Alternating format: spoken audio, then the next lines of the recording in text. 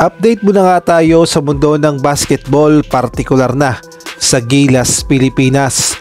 Eto nga si Coach Tim Cone ay may matinding plano sa Gilas, Pilipinas paghahanda sa FIBA Asia Cup.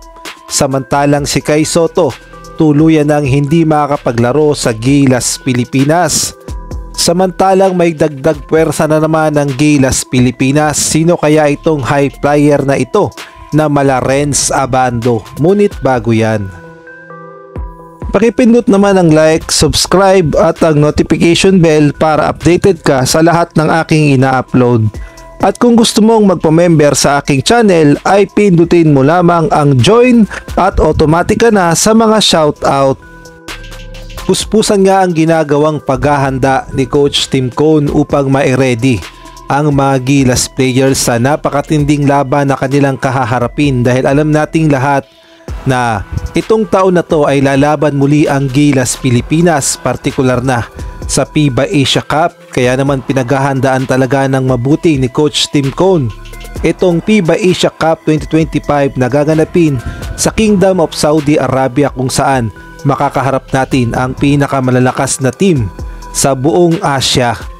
Ngunit bago nga yan ay magkakaroon muna ng FIBA Asia Cup qualifiers, kung saan muli nating makakaharap ang New Zealand at gayon na rin ng Taiwan. Kaya naman ayon nga sa report ng Manila Bulletin Sport, ito pala yung gagawing paghahanda ng Gilas at ni Coach Tim Cone. Ang nakasaad nga dito ay magkakaroon ng training camp ang Gilas Pilipinas sa Doha, Qatar. Sabi nga dito, part of the preparation not only for the February window but also for the rest of the tournaments in 2025 calendar. So pinaghahandaan talaga ang FIBA Asia Cup at gayon na rin ang FIBA Asia qualifiers. At magsisimula nga raw ang training camp ay posible sa first week of February. At magkakaroon din ng mga packet tournament, so lumalabas na lalaban ang Gilas Pilipinas para sa paghahanda sa FIBA Asia Cup sa mga ilang packet tournaments o mga friendly games, at paghahanda na rin kontra nga sa New Zealand at Chinese Taipei.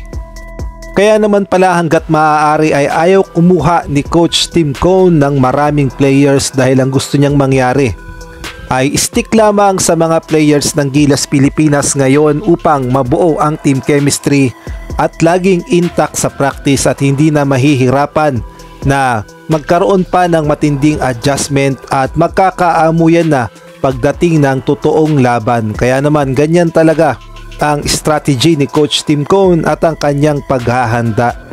Ngunit ang bad news naman, ang inaasahan sana na sentro ng Gilas Pilipinas na si Kai Sotto, ang nag-iisang 7-3 sa Gilas, ay hindi na nga makakasama sa third window ng FIBA Asia Cup qualifiers kontra sa New Zealand at Taiwan, dahil ayon nga sa report ng Japan B-League, si Kai Sotto ay pinagpapahinga ng 6 months dahil nagkaroon nga siya ng ACL injury nung natapilok siya nung nakalaban nga nila ang Seahorse Mikagawa.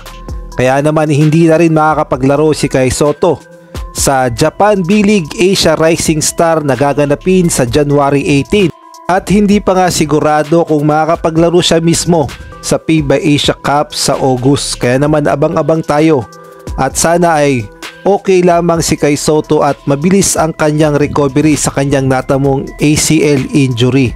At tignan natin kung makakahabol si Kai Sotto sa FIBA Asia Cup sa August. Ngunit bago nga tayo magpatuloy, shoutout muna kay Edmond Cubalsopnet, Mario Martir, Marcelino Junior Cruz, Marlo Bongalbal, Salvatores, Catherine Vigilia at kay Kuya Moto TV.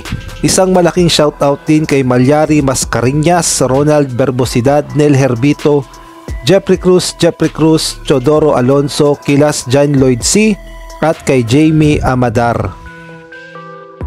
Samantalang may panibagong dagdag puwersa na naman ng Gilas Pilipinas, at anytime nga ay pwede tong kunin ni Coach Tim Cone. Mala Renz Abando nga ang galawan nito dahil isa siyang high flyer na point guard. Ang tinutukoy ko nga walang iba kundi ang PhilAm player ng Gilas Pilipinas na si Justin Hunter, na eligible talaga at nakapaglaro na sa Gilas Pilipinas at proud Pinoy. kung ating ngang babalikan ay napasama siya sa lineup ng Gilas Pilipinas na nakipaglaban sa FIBA Asia Cup sa Siyaba, kung saan kapartner niya pa nga dito si Andy Himaw at nakuha nga nila sa Siyaba ang boarding pass para sa FIBA Asia Cup Under 18. At sa mga nagtatanong kung gaano nga ba ito kagaling, panoodin na lang natin ang kanyang highlights.